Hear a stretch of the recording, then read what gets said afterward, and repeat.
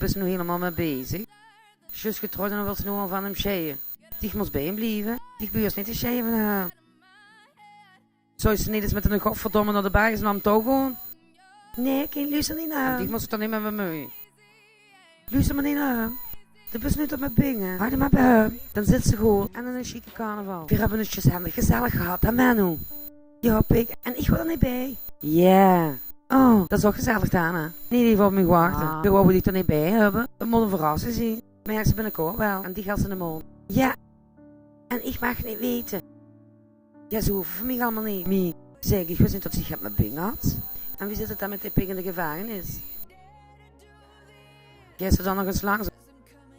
Dat is wel zo netjes, hè. De bus nog met hem getrouwd. Als ik me niet te bakken toch wel, zal dan nooit geen de vuur bemoeien al.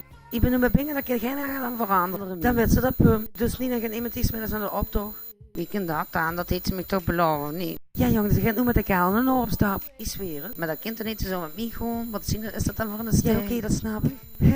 Dat zal wel loslopen. Nee, dat vind ik geen stijl. Ja jong, ik weet het ook niet. Zoek ik een ander mokkeloen of wat? Nee, die dan.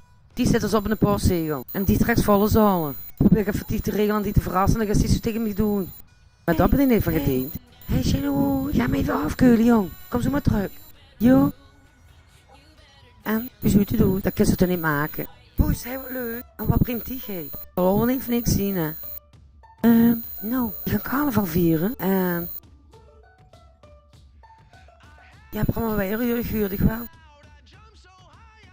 Maar wat wou ze me nu vragen?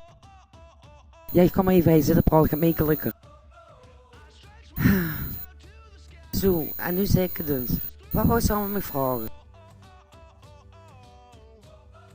Best, ik ben er gewoon helemaal klaar met. Nee.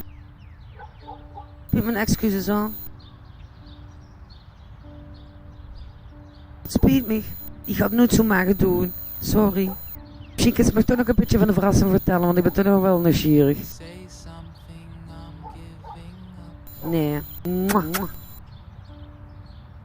Wat heb ze nou weer gezegd? Van mij. Krijg ik ervan dat je klas aan bemoeierig gedoe. Is er nu gedaan? Blijft dat aan de gang? En dat geldt vooral voor die chef. En met mijn pingen dat ik dan veranderen. En als ik nog een keer met bemuis kom, nooit bij en die in de koffie. Ben ik duidelijk? Chef. Jo? Oké? Ik ga niet van het negatieve.